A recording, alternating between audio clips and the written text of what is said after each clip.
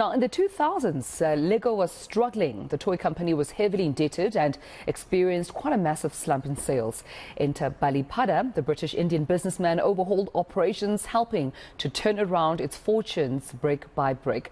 And now it's one of the largest toy manufacturers in the world. Now, in his book, Deliver What You Promise, Padda shares his advice on essential business fundamentals and his time at Lego. And he speaks to us now for this week's Book Corner. And Bali Padda, thank you so much for your time and good morning to you. Let's talk about this book, Deliver What You Promise. Quite, I don't want to say a thought-provoking, almost instructive title, I have to say. Why did this speak to you? Good morning. I think it's from a very young age. It was sort of instilled in me that integrity was very high, and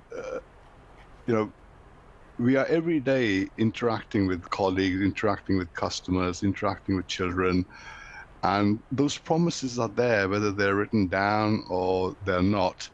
And if we do what we believe is expected of us, it actually helps the business. And in Lego, what happened was we were basically told that the supply chain operations is very unreliable. And so I had to sort of find a hook to hang everything on. And this was a term I had picked up previously, and I reused it. And it's, it's a promise to the child in terms of a good box set of bricks. It's a promise to each other in the business. It's also a promise to our partners, be it personal life or be it in business life. For me, it sort of resonated all the way through. Yeah. Who did you write this book for as well? I mean, as you mentioned, your time at Lego at the same time. Is this book solely for the business owner? No, I think it can be used anywhere in life. You don't have to be a business owner. The principles that I've pulled out apply equally well. It doesn't matter what position you're in, what sort of work you're doing, what sort of business you're in. So I think it's general sort of rules of what I picked up in my time of work. I want to talk about also page 78 of the book, without getting too much into the book, because I would love the reader to go through a journey with you. You already know where I'm going to go with this, right, Bali? But, the title there at the bottom of the page, 78, says, you're responsible for your learning. I found this interesting because, like you said, it's not only for the business owner.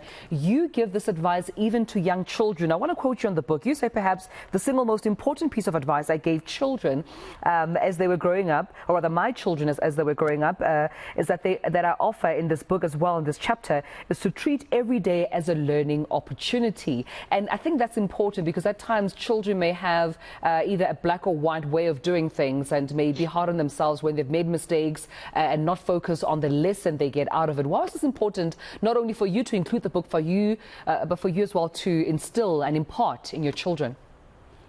I think, you're getting very philosophical here. I think as a human being, we're learning every day. There are new things coming and hitting us. And if we were to put our shutters up and say, I've learned everything I can, and I think to me, sort of psychologically, I think you start dying. You have to continue to learn. Doesn't matter what aspect of life you're in. One of the things that used to frustrate me was, people in business, you go and do a lot of benchmarking. You compare yourselves with other companies, you go and visit, and people would come back and say, oh, there's nothing there. I say, how can there be nothing there? It's a successful business. They must be doing something right that we can learn from it. So it's sort of, it's constant improvement, constant tweaking of what each one of us is doing and how we continue to learn.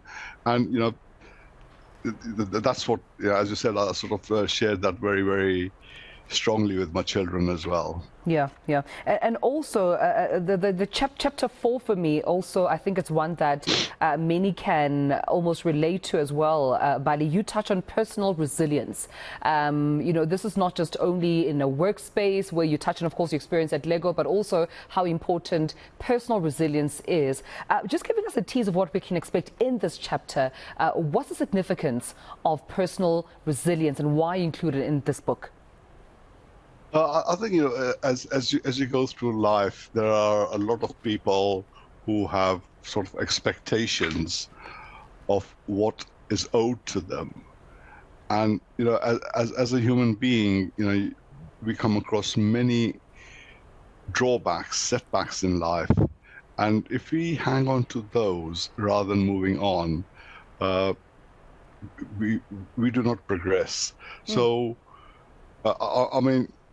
You know, when Lego was going through its turnaround, there were many, many incidents where I thought, oh my God, this is it. We are done. You know, we are finished.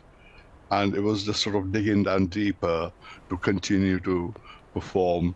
And you know, the fruits of that labor definitely come through.